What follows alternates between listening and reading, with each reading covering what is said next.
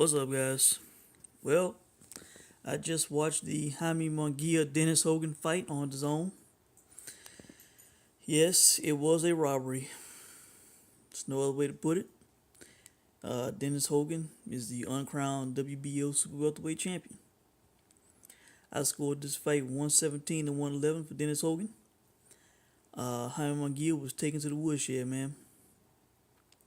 He was taken to the woodshed. I only gave him 3 rounds in the fight.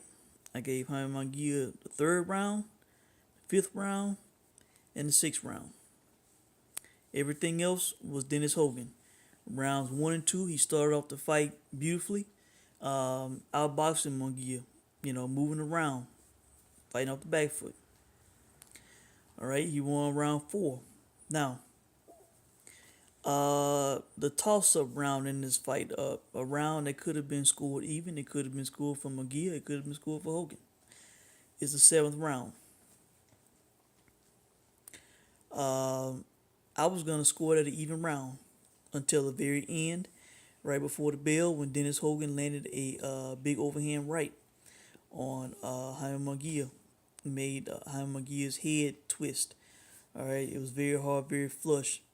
I thought that single punch won the round for Dennis Hogan. The round was even. That separated it for me. All right, so I gave that round to Dennis Hogan. And then from that point on, he was clearly in control of the fight.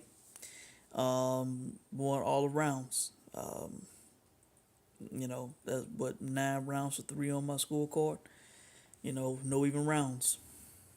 Jaime Munguia, 22 years old, seemingly has not learned much since the Liam Smith fight. Hands down, getting hit flush all night, cannot stop an overhand right. Stamina issues. Cannot deal with the mover. Cannot deal with a guy his size, seemingly. Dennis Hogan was making this guy miss the majority of the night, displaying great defense against this young kid. This guy's supposed to be in Mexico, right? Where they have higher elevation. And Dennis Hogan, I don't know how long he was in Mexico, but hell, he had the better stamina and was the fresher fighter throughout the fight. But yet he was getting hit less also, so that could account for something also. But Jaime Munguia, man, I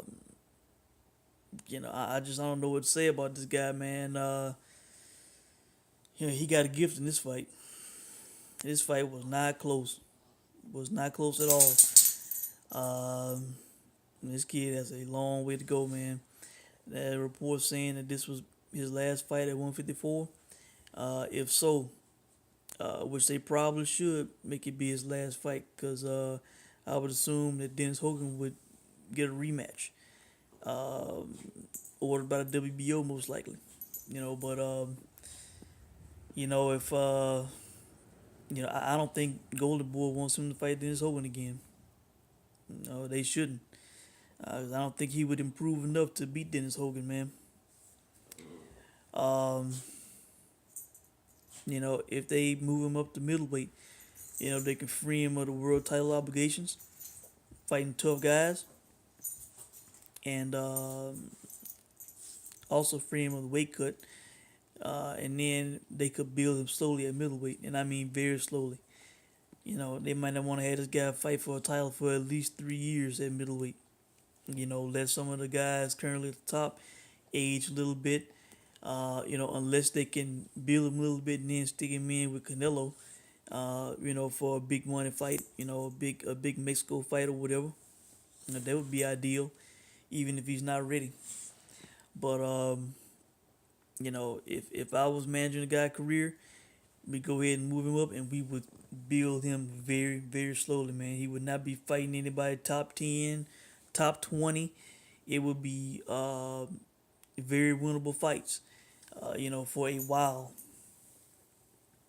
Keep him in the gym, keep him learning, but keep him active, keep him getting, rounds and knockouts in winnable fights.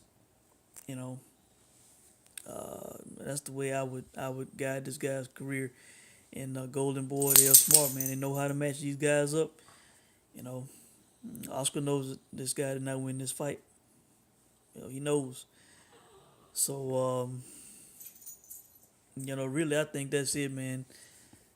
Jaime Munguia is, man, he is just not the goods, man. He's not. The guy was countering him, hitting him with overhand rights. He could not stop an overhand right. Could not stop overhand right. Uh, you know, Stamina issues. He's following Dennis Hogan around the whole night, just following him around like a little puppy dog.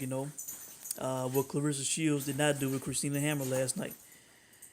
She stayed in the middle of the ring and waited on Hammer to come, waited on Hammer to throw, and then would counter. This guy does not have the ring IQ, the smarts, or the experience to do that.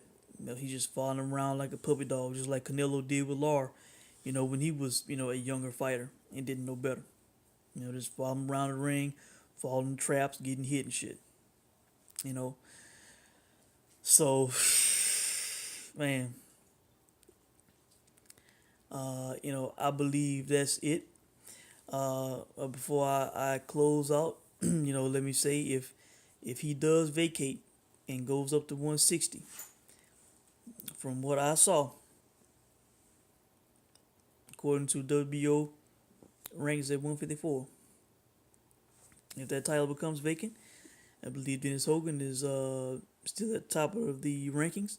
I believe they would put him in for the title shot, and the person he would fight would be, there's only one Kell Brook, one Kell Brook, walking along, singing a song, walking in the brook wonderland. There's only one. Yes, Kell Brook is ranked number 3 in the WBO super welterweight rankings. I think Julian Williams is number 2, but he's about to fight Jared Hurd, so he's tied up. And most likely will lose that fight and will be out for a while. So if this title becomes vacant, I think Kell Brook would get the fight for the vacant title against Dennis Hogan. And of course, I would favor Kell Brook in that fight. And by the way, let me say this. If Jaime Munguia somehow, some way stays at 154, and if he does not fight Dennis Hogan, or if there's some type of way that Kell Brook can fight Jaime Munguia, he needs to do so. He needs to do so. I was thinking that Jaime Munguia, he's big, he's strong, young guy. Kell Brook, showing defensive liabilities in a Zarafa fight, but let me tell you something, man. Kell Brook is, I still, even though he has 2 losses on his record, man, due to injury, I have not seen Kell Brook get outboxed by anybody, man. I have not seen anybody outbox Kell Brook. Kell Brook is too good, too experienced for Jaime Munguia, man. He just is. His defense needs to be good. He does not need to get hit flush too much in the fight, and risk possibly getting injured or whatever. But he could light this guy up, man. And I'm pretty sure he hits harder than Dennis Hogan, who only had 7 KOs. So yes, Kell Brook should be jumping at the opportunity to fight this guy or Dennis Hogan for the WBO belt. And I tweeted that shit to Kell Brook, Eddie Hearn, and Matchroom. They need to line up to fight for the WBO. And of course, there's no network issues with it being on DAZN, Golden Boy, Matchroom, Sky, no problem. So, interesting to see what happens, in that division with the WBO and that title. So I think that's it, guys. You guys can let me know what you think, but my hearts will go out to Dennis Hogan and to your Dennis Ugas. Man, those guys should be champions right now, and they're not, man, because of bullshit scoring, bullshit scorecards. This guy won this fight wide, man. I was first seeing about the robbery on the DAZN Instagram post, and then T Street did a video.